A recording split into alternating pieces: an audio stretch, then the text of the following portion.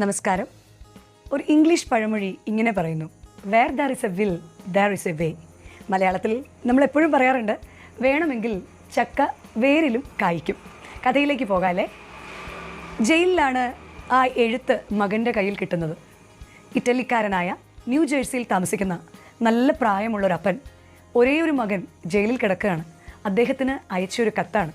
ആ കത്തിൽ അപ്പൻ മകനോട് പറയുകയാണ്, പ്രിയപ്പെട്ട മോനെ, സങ്കടത്തോടെയും വലിയ വേദനയോടുകൂടിയാണ് അപ്പൻ ഈ എഴുത്ത് മോൻ അയക്കുന്നത്. ഈ വർഷം കൃഷി നടക്കുമെന്ന് തോന്നുന്നില്ല. നീ ഇവിടെ ഇല്ലാത്തതിനാൽ ഈ പുരയിടമെല്ലാം കിളച്ച് ഇളക്കി മറിക്കാൻ ആരുമില്ല.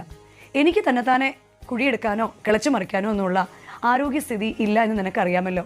ഈ വർഷം കൃഷി ഇറങ്ങിയില്ലെങ്കിൽ എന്തൊക്കെയാകും കാര്യങ്ങളെന്നും എനിക്ക് അറിഞ്ഞുകൂടാ. ഏറ്റവും ദുഃഖത്തോടെ നിൻ്റെ അപ്പൻ. ഇങ്ങനെയായിരുന്നു ആ കത്ത് അവസാനിക്കുന്നത്. എന്നാൽ ഈ കത്ത് വായിച്ച ഉടനെ തന്നെ മകൻ ആ കത്തിന് മറുപടിയായി എഴുതിയിട്ട് പോലീസുകാരുടെ കയ്യിൽ അത് പോസ്റ്റ് ചെയ്യാനായി കൊടുത്തു. അവരാകട്ടെ ആ കത്ത് തുറന്നു നോക്കുകയും ചെയ്തു. ആ കത്തിൽ ഇങ്ങനെയായിരുന്നു ഉണ്ടായിരുന്നത്: പ്രിയപ്പെട്ട അപ്പ, ഒരിക്കലും ഈ വർഷം കൃഷി ഇറക്കാൻ പാടില്ല. കാരണം നമ്മുടെ പുരയിടത്തിൻ്റെ പല ഭാഗത്തായിട്ടാണ് ഞാൻ പല തോക്കുകളും കുഴിച്ചിട്ടിരിക്കുന്നത്. കിളയ്ക്കുകയോ ഇളക്കി മറിക്കുകയോ ഒന്നും ചെയ്യാതെ പുരയിടം അങ്ങനെ തന്നെ കിടക്കട്ടെ എന്ന് സ്നേഹത്തോടെ സ്വന്തം മകൻ. പിറ്റേ ദിവസം തന്നെ പോലീസുകാർ അവിടെ കടന്നു ചെല്ലുകയും അവരുടെ പുരയിടമെല്ലാം ഇളക്കി മറിക്കുകയും ചെയ്തു. ഇതിൻ്റെ എല്ലാം വിശദ വിവരണങ്ങൾ അപ്പൻ മകന് വീണ്ടും എഴുതി. പ്രിയപ്പെട്ട മോനെ, എന്താണെന്ന് അറിഞ്ഞുകൂടാ. ഇന്നലെ കുറേ പേർ ഇവിടെ വന്നിരുന്നു. പലരും പല കാര്യങ്ങളും അന്വേഷിച്ച് നടക്കുന്നത് കണ്ടു. പിന്നീട് നമ്മുടെ പുരയിടമെല്ലാം കിളച്ച് മറിച്ചിട്ടിട്ട് നിരാശയോടെ അവർ മടങ്ങിപ്പോകുന്നത് കണ്ടു. എന്താണ് കാരണമെന്ന് അറിഞ്ഞുകൂടാ. ഞാനിനി എന്ത് ചെയ്യണം മകനെ എന്ന് സ്വന്തം അപ്പൻ. മകൻ മറുപടിയായി പറഞ്ഞു, ഇനി എന്ത് ചെയ്യാൻ, അപ്പൻ കൃഷി ഇറക്കിക്കോളൂ. ജയിലിൽ കിടക്കുന്ന ഒരു മകന് ഇത്രയൊക്കെ സഹായിക്കാൻ സാധിക്കൂ.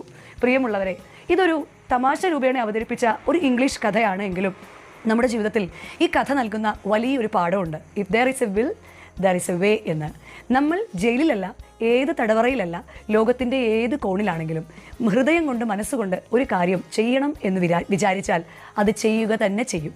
2, ചുറ്റിലുമുള്ളവർ മുന്നിലും പിന്നിലും നിന്ന് നിന്നെയും കൊണ്ടോ ഇതോ ചെയ്യാനോ എന്ന് പറഞ്ഞാലും അതൊരു പ്രോത്സാഹനമായി കണ്ടുകൊണ്ട് പൂർണ്ണ ഹൃദയത്തോടുകൂടി ഹൃദയത്തിലെ ആഗ്രഹങ്ങളെ നിറവേറ്റുവാൻ ഉത്സാഹിക്കുന്ന ഒരാൾ എന്ത് ബുദ്ധിമുട്ട് സഹിച്ചും ആ കാര്യങ്ങൾ നേടിയെടുക്കുക തന്നെ ചെയ്യും. എല്ലാവരും പറഞ്ഞാലും തൻ്റെ സ്വന്തം കഴിവിൽ വിശ്വസിച്ചുകൊണ്ട് ഹൃദയപൂർവ്വം ആഗ്രഹിച്ച് നമ്മുടെ ജീവിതത്തിൻ്റെ ലക്ഷ്യങ്ങളെ പൂർത്തീകരിക്കാൻ ഏത് ജയിലിലാണെങ്കിലും ഏത് അസാധ്യതകളിലാണെങ്കിലും സാധ്യതകൾ കണ്ടെത്തുവാൻ എല്ലാവർക്കും സാധിക്കട്ടെ എന്ന് പ്രാർത്ഥിച്ചുകൊണ്ട് ആശംസിച്ചുകൊണ്ട് നിർത്തുന്നു. നന്ദി, നമസ്കാരം.